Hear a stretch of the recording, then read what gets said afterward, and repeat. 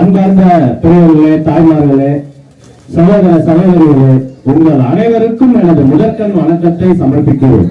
இந்த போராட்ட கலைஞர் ஒரு வரவேற்கக்கூடிய ஒண்ணு.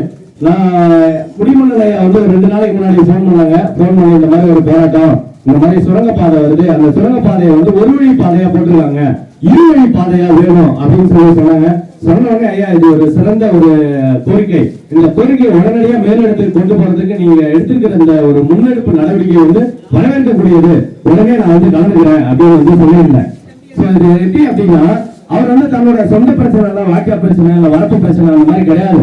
இது பொதுமக்கள் உங்களுடைய பிரச்சனை. இங்க இருக்கிற ஒவ்வொருத்தரும் வெளியில போறீங்க, நான் பார்த்துட்டு தான் இருக்கிறேன். இது உங்களோட பிரச்சனைக்கு உங்க வீட்டுல இருக்கிற ஒவ்வொருத்தரும் நிக்கணும் இந்த போராட்ட காலத்துல.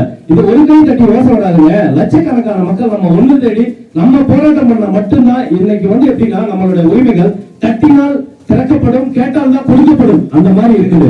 அந்த காலகட்டத்துல நம்மளுடைய உரிமைக்காகவும் வாழ்வாதாரத்துக்காகவும் வாழ்வியல் உரிமைக்காகவும் நம்ம போராட வேண்டி இருக்கிறது. அதை பொதுமக்கள் தெளிவா புரிஞ்சுக்கணும். நீங்க ஏதோ எங்கேயோ ஏதோ போராட்டம் பண்றாங்க, ஏதோ ஒரு பேனர் கட்டுறாங்க, நமக்கு என்ன அப்படின்னு போக கூடாது.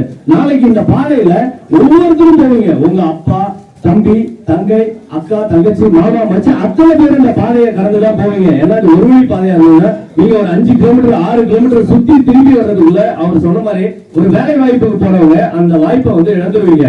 சோ அந்த மாதிரியான ஒரு சூழல் இருக்கும்போது நீங்க எல்லாம் ஒண்ணு திரண்டு அடுத்த கட்ட போராட்டம் பிரம்மாண்டமான நடக்கிறதுக்கு நீங்க எல்லாம் இது பண்ணணும், சப்போர்ட் பண்ணணும். யாரும் இதுல நமக்கு ஏன் அப்படின்னு இல்லாம எல்லா மக்களும் ஒண்ணு சேர்ந்து வரும்போதுதான் ஒரு போராட்டம் மிகப்பெரிய எழுச்சியாகவும் புரட்சியாகவும் உருவெடுக்கும். ஏன்னா இப்ப ஐயா அவர்கள், முடிமன்னல் ஐயா அவர்கள் பாத்தீங்கன்னா இப்போ ரிட்டையர்டு ஒரு சப் இன்ஸ்பெக்டர், அவர்கள் ஓய்வு பெற்ற பிறகும் கூட இந்த மக்களுக்காகவும் இந்த மண்ணுக்காகவும் தன்னால் முடிந்த எதையாவது ஒன்றை செய்ய வேண்டும் என்று ஒவ்வொரு மாவட்டத்திலும் ஒவ்வொரு இளைஞனும் ஒவ்வொருத்தரும் உருவாகும் போதுதான் இந்த மாற்றமும் எழுச்சியும் உருவாகும். இத மக்கள் தெளிவா புரிஞ்சுக்கணும். நீங்க என்னைக்கு உங்களோட உரிமையை தட்டி கேட்கிறீங்களோ அப்பதான் இங்க இருக்கிற பிரஸ் இந்த வீடியோ எடுப்பாங்க, அதை மேலிடத்துக்கு முதலமைச்சர் சிஎம் செல்லுக்கு அனுப்புவாங்க, அதுக்கு மேல சென்ட்ரல் மினிஸ்டருக்கு அனுப்புவாங்க. இங்க இருக்கிற அதாவது சட்டமன்ற உறுப்பினரும் பாராளுமன்ற உறுப்பினரும் பாராளுமன்றத்துல போய் பேசுவாங்க.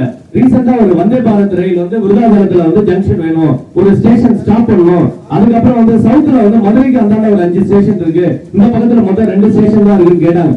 உங்களோட கோரிக்கையை நீங்க எப்ப முன்னெடுத்து கொண்டு போறீங்களோ அப்பதான் அவங்க இந்த கோரிக்கையை மேலிடத்துல போய் பேசுவாங்க. நம்ம கேட்காத வரைக்கும் எதுவுமே இங்க கிடைக்காது. அதனால ஒட்டுமொத்த மக்களும் இந்த போராட்டத்துல கலந்துவிட்ட அனைத்து நம்ம உலகங்களுக்கும் என்னுடைய மனமார்ந்த நன்றியையும் வாழ்த்துக்களையும் தெரிவித்துக் கொள்கிறேன்.